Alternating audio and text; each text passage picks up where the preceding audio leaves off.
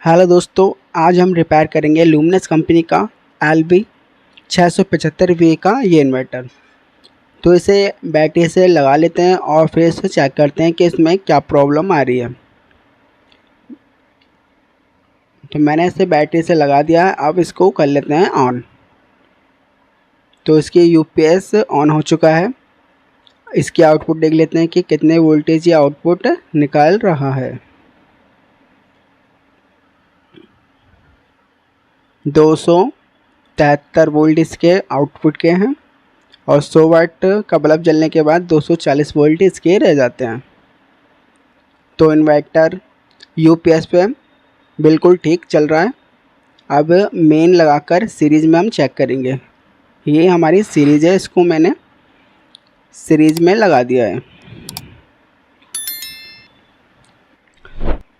अभी तक इसमें मेन नहीं आई है, तो हो सकता है इसकी मेन की लीड ख़राब हो। तो सबसे पहले ये UPS को ऑन है, ये इसको कर देंगे हम ऑफ़ करने के बाद अगर ये बाईपास वोल्टेज बाहर निकाल रहा है तो मतलब इसकी लीड सही है। तो देख सकते हैं 220 वोल्ट हमारा आ रहा है और बाईपास करके ये निकाल रहा है। तो इसकी मेन लीड बिल्कुल ठीक है।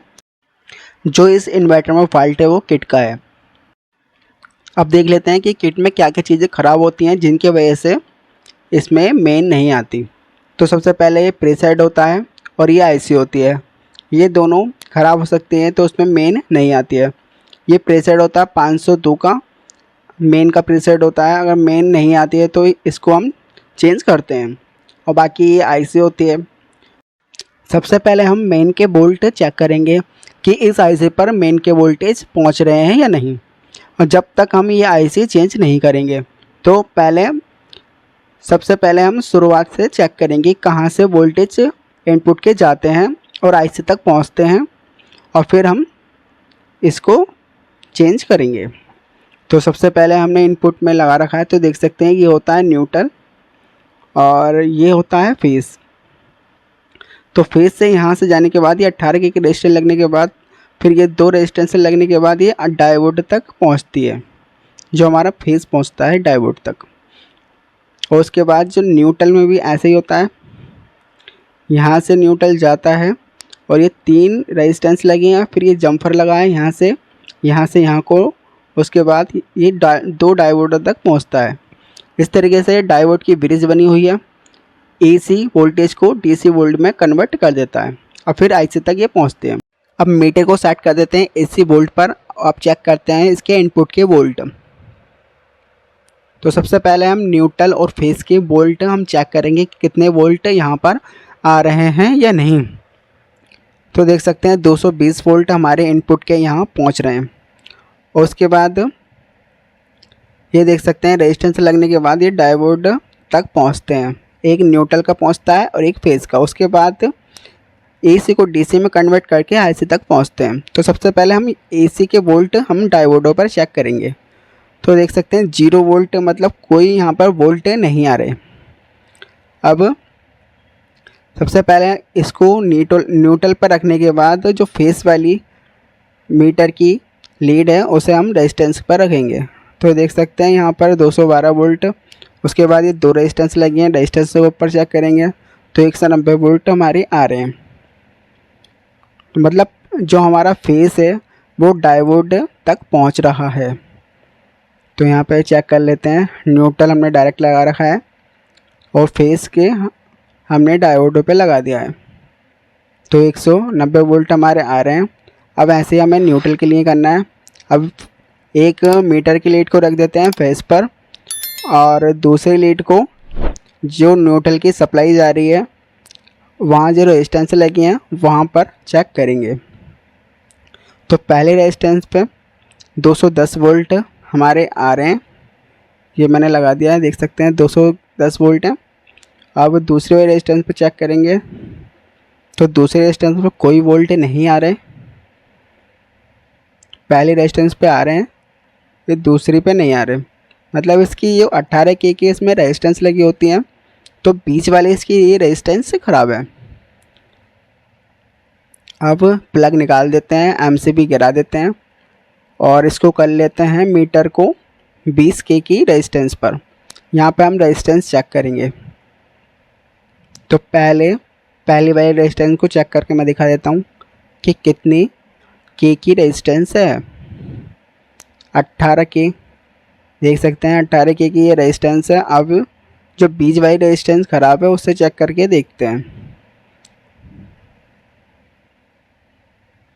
तो यहाँ पर कोई भी रीडिंग मीटर नहीं दिखा रहा, ये रेजिस्टेंस हमारी ख़राब है।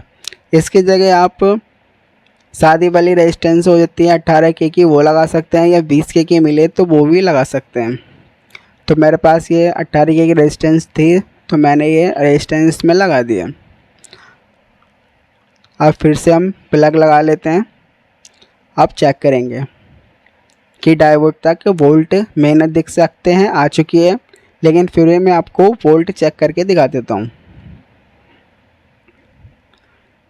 ये देख सकते हैं मैंने लगा दिया है डायोड पर, तो यहाँ 15 वोल्ट हमारे आ चुके हैं।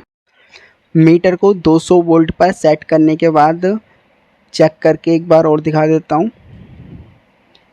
देख सकते हैं 15 वोल्ट यहाँ पर आ चुके हैं। इन डायोडों पर चेक करना होता है। अगर यहाँ पर हमारे 15 वोल्ट आ रहे हैं तो यहाँ की जो इनपुट पर रेजिस्टेंस लगी होती हैं 18 के की, वो सब सही होती हैं। और उसके बाद यहाँ पर हम डीसी वोल्ट चेक करेंगे। तो मीटर को डीसी पे करने के बाद पिन नंबर 1 पर और पिन नंबर 2 पर हम डीसी वोल्ट चेक करेंगे। तो देख सकते हैं सीरीज में भी चार्जिंग आ चुकी है, चार्जिंग का इसमें फॉल्ट नहीं है। फिर ये वोल्ट चेक करके मैं आपको दिखा देता हूँ अब कि कहाँ कहाँ पर डीसी वोल्ट आते हैं। तो आईसी की पिन नंबर 1 पे हम वोल्ट चेक करेंगे कि कितने वोल्ट आते हैं। तो देख सकते हैं 16 वोल्ट के करीब पिन नंबर 1 पर आते हैं। अब चेक करेंगे पिन नंबर 2 पर। पिन नंबर 2 पर आते हैं 15 वोल्ट। पिन नंबर 1 और पिन नंबर 2 पर अगर वोल्ट हमारे ठीक आ रहे हैं 16 वोल्ट और 15 वोल्ट, तब यहाँ तक का हमारा सर्किट बिल्कुल ठीक है। अब चेक करेंगे आईसी की पिन नंबर 4 पर और पिन नंबर 5 पर। तो देख सकते हैं पिन नंबर 5 पर 8 वोल्ट आते हैं और पिन नंबर 4 पर 1 वोल्ट के करीब आता है। अगर ये दोनों वोल्ट पिन नंबर 4 पर और 5 पर नहीं आते तो ये आईसी हमारी ख़राब हो सकती है। इन दोनों पिनों पर इनपुट के वोल्टेज आते हैं और इन दोनों पिनों पे वोल्टेज चेक कर लें, जिससे आईसी का पता चल सके आईसी ख़राब है या सही। तो इन्वर्टर को आप चेक कर लेते हैं एक बार और। इन्वर्टर ऑन हो चुका है, ये इसके आउटपुट के वोल्ट हैं। अब मेन लगाकर इसकी चार्जिंग चेक कर लेते हैं। मैन आ चुकी है इसके अंदर, कुछ सेकंड के बाद इसकी चार्जिंग आती है।